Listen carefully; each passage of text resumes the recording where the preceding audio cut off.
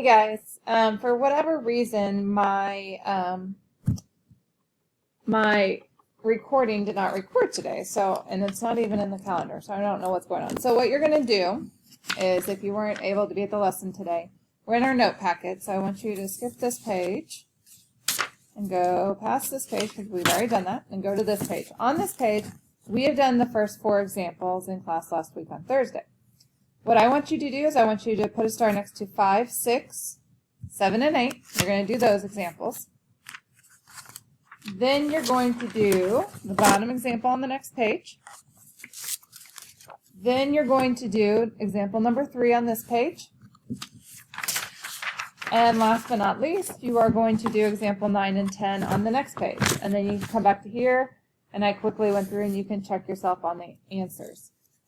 In order for you to understand these concepts, I put in 2 videos, and they're generic videos on how to do this concept.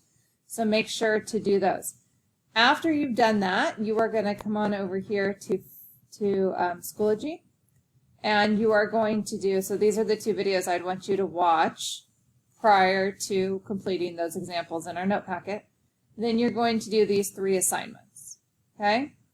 And then let me know if you have any questions.